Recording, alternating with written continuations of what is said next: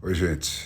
Eu sou Fernão Lara Mesquita, jornalista, e hoje é 17 de outubro, o dia seguinte do debate da Band. A maior conquista do novo modelo de debate criado pelo Fernando Mitre, que assina o único jornalismo que realmente merece esse nome da televisão brasileira, foi pôr os jornalistas no seu devido lugar. Teve os jornalistas da Folha, aqueles que fazem perguntas de folha. Mas como foram umas poucas para cada grupo patrocinador do debate e estavam caçados os poderes STF-anos que os jornalistas tinham de interferir e falar mais que os candidatos no modelo antigo, eles não puderam entortar o debate como tem entortado o Brasil. Isso indica um caminho, né? E espera-se que os responsáveis por redações no Brasil afora entendam o recado e tomem providências antes que acabem. Resolvido esse, que em matéria de problemas graves do Brasil, que são basicamente os de pessoas e instituições fora do seu lugar na ordem democrática das coisas, só fica faltando o do STF. A melhor pergunta dos jornalistas do debate foi a da Vera Magalhães, que provou a jornalista que ela é ao dispensar vinganças e preferências pessoais e tratar do Brasil. Mas quando ela levantou a bola da destruição do sistema dos três poderes, base da democracia, o Bolsonaro não pôde chutar. E isso confirma o enorme poder de chantagem que os ditadores do STF já amealharam. Fora a paulada do amigo Fachin, aquele que te pôs nesse debate, que o Bolsonaro aplicou no Lula com uma categoria inédita no currículo dele, a única ameaça real à democracia brasileira mostrou que é tão grave já que não pode mais nem ser discutida. O Alexandre de Moraes anda correndo para mudar os 42-6 contra o Bolsonaro em matéria de censura, um número que está subdimensionado, né? Ele espertamente tinha mandado calar a perfídia da pedofilia, né? Que foi a última expressão da elegância republicana petista, com uma sentença enfática, que o Bolsonaro chegou a ler lá, trechos. Com isso ele conseguiu o álibi que ele estava procurando? Não sei. Mas esse fato marca o momento em que os perseguidos também passam a recorrer ao perseguidor para estender a perseguição ao outro lado, né? É um ato de desespero num jogo sujo, mas que acaba sacramentando o fim da liberdade de expressão e a anulação do Poder Judiciário e do Ministério Público, com o reconhecimento do STF como um juiz legítimo, juiz da verdade, né? Autorizado a legislar, acusar, julgar e condenar, tudo sumariamente e à revelia das leis e dos eleitores. Um perigo. Esse ainda é um abacaxi gigante a ser descascado. Daí por diante o debate teve aquela profundidade que as formigas atravessam com água pelas canelas, como dizia o Nelson Rodrigues, mas não deixou de ser revelador. O primeiro trecho livre inteiro, com o chute inicial do Lula, ficou na pandemia e na obra da transposição do São Francisco.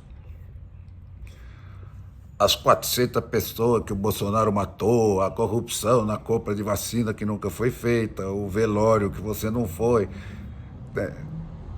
Alguém ainda acredita nisso, fora Simone Tebet e os economistas do extinto PSDB?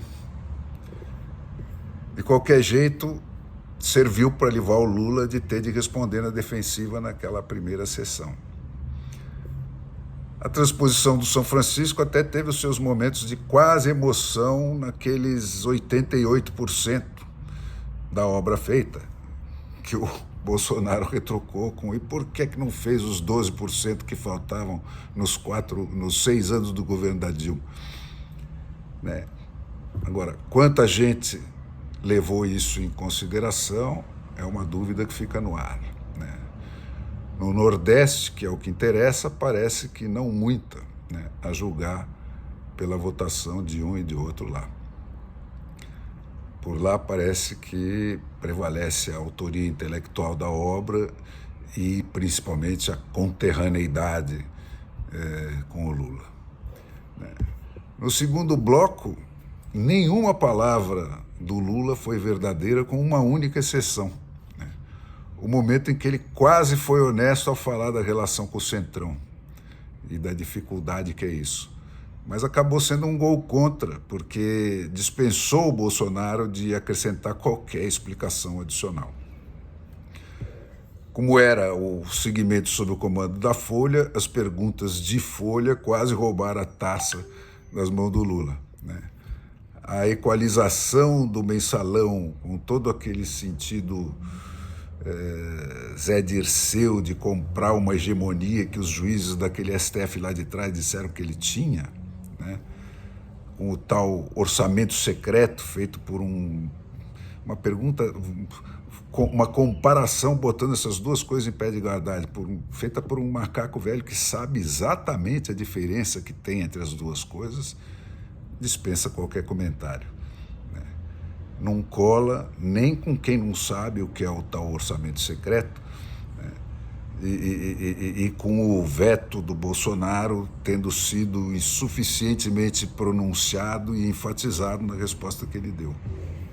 Né? A memória da roubalheira petista ainda está tão viva que nem o Lula consegue imaginar coisa melhor que esse estranhíssimo: no meu governo a gente combateu tanto a corrupção que até eu fui preso, em que ele insiste. Né? O Lula foi bem na história do gasoduto privatizado, mas precisa saber se aquilo é verdade ou é só mais um daqueles números que ele saca porque sabe que ninguém conhece. Daí por diante, como o assunto era corrupção e não tinha nenhum Alexandre de Moraes para calar bocas, ele literalmente se perdeu. Né?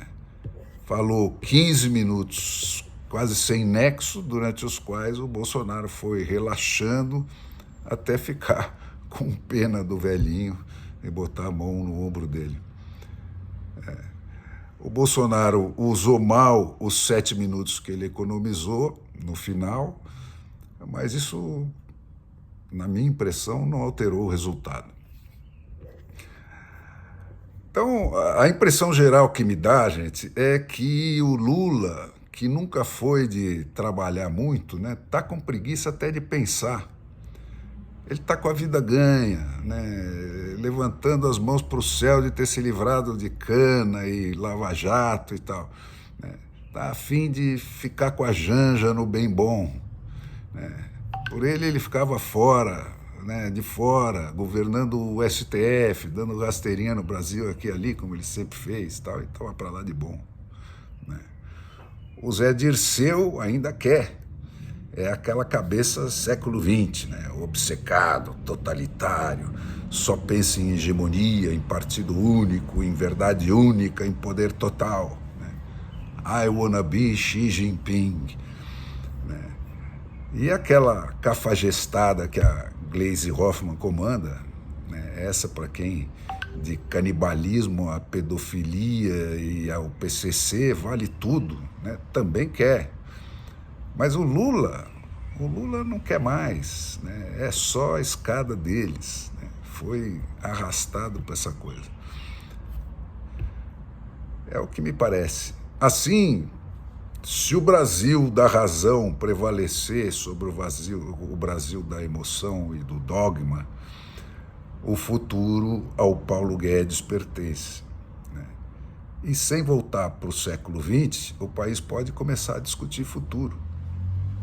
Como implantar a democracia aqui, como ligar finalmente o fio terra do país oficial no país real, como tornar um dependente do outro, como é na democracia. E com isso aumenta a nossa chance de fazer a revolução do século XVIII, que nós pulamos, e pôr esse povo que sempre foi muito melhor que as suas elites, finalmente no poder.